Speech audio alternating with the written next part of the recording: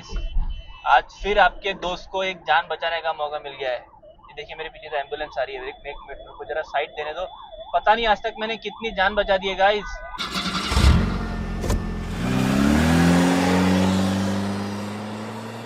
जिस तरह से इंडियन न्यूज ट्रम्प और मोदी के न्यूज को हैंडल कर रहे हैं या फिर यूट्यूबर, मतलब इतना बड़ा चढ़ा कि हम तो ये हैं, हम वो हैं, हमको तो यूएस की जरूरत ही नहीं है, भाड़ में जाओ, ये करो। ट्रम्प ट्रम्प तो कुछ नहीं है, बच्चा है मोदी के सामने। मुन्ना है, मुन्ना मुन्ना। यार, ट्रम्प एक प्रेसिडेंट है जो 2029 पे चला जाएगा। उसके बाद कभी वो व्हाइट हाउस में प्रेसिडेंट नहीं बनेगा। उसके बाद तो इंडिया और यूएस का रिलेशन चलेगा कि नहीं चलेगा। इतना मत बोलो कि इंडिया के रिलेशन यूएस की स्टेट की मशीनरी के साथ खराब हो जाए।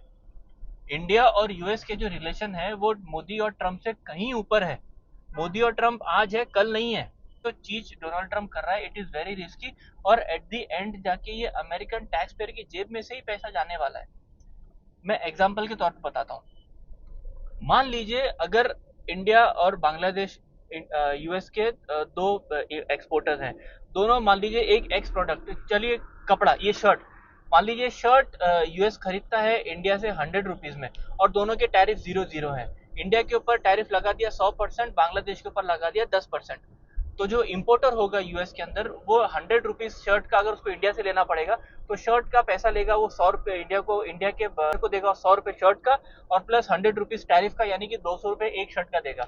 और बांग्लादेश से अगर लेगा तो वो 100 रुपये देगा शर्ट का, और प्लस 10 रुपये देगा टैरिफ का। तो कितना हो गया? 110 रुपये। तो बांग्लादेश से उसको सस्ता पड़ा, तो बांग्लादेश से वो शर्ट ले लेगा, नो डाउट। इसमें क्या हुआ? इंडिया का नुकसान हुआ। यस, 100%। इसमें अगर हायर परसेंटेज होगा तो इसमें इंडिया का नुकसान होगा। लेकिन अगर वो शर्ट जब यूएस पहुंचेगा तो वो 110 रुपये, उसने जो 100 रुपये जो शर्ट है उसका प्राइस उसने 110 रुपये दिया है खरीदने का। तो जब मार्केट में बेचेगा तो उसका जो बेसिक परचेज प्राइस होगा वो 100 रुपये नहीं 110 रुपये होगा। जो ये पैसा वो अमेरिकन टैक्स पेयर से वसूल करेगा। तो जो टैरिफ डोनाल्ड ट्रंप ने कंट्रीज पे लगाया है, वो टैरिफ का असली पेबल कोई दूसरी कंट्री नहीं है, उसके खुद के टैक्स पेयर हैं।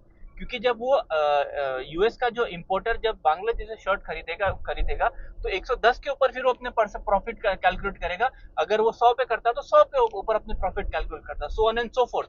हायर टैरिफ होगा तो for a moment yes, India को नुकसान होगा, या फिर जिस भी कंट्रीज के सबसे ज्यादा टैरिफ परसेंट है उसको नुकसान होगा, इसमें कोई डाउट है ही नहीं, समझ लो। लेकिन इंडिया की जो इकोनॉमी है वो एक्सपोर्ट बेस्ड इकोनॉमी नहीं है, it is a consumption based economy. India खुद ही इतना सारा चीजें मैन्युफैक्चर करता है, बनाता है, कि हमको ज्यादा इंपोर्ट करने की जरूरत नहीं पड़ती। जितना ज्यादा हम लोग कंज्यूम करेंगे, जितना ज्यादा हमारा मिडिल क्लास स्ट्रांग होगा, जितना उस मिडिल क्लास के अंदर कंजम्पशन की पावर बढ़ेगी, उतना ज्यादा इंडिया की इकोनॉमी ग्रो करेगी। अगर आप इंडिया और यूएस का बिजनेस देख ले, हमने 240-230 जितना इंडिया और यूएस का ट्रेड है, 20 बिलियन जितना इम्पोर्ट है और 70-80 जितना एक्सपोर्ट है।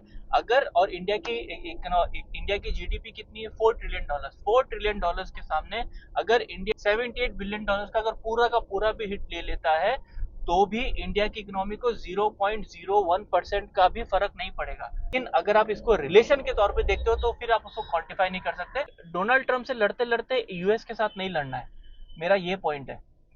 डोनाल्ड ट्रंप आपका एनिमी नहीं है।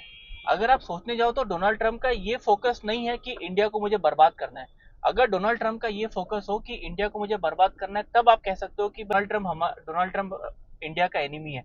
डोनाल्ड ट्रंप का फोकस ये है कि मेक अमेरिका ग्रेट अगेन, उसमें वो बकवास डिसीजन कर रहा है, बेवकूफ वाले डिसीजन कर रहा है, इसमें कोई डाउट नहीं है। लेकिन उस डिसीजन लेने का रीजन ये नहीं है कि उसको इंडिया को बर्बाद करना, उसके कि कैसे मैं अपनी लेगेसी छोड़ के जाऊं और अमेरिका को ग्रेट बनाऊं।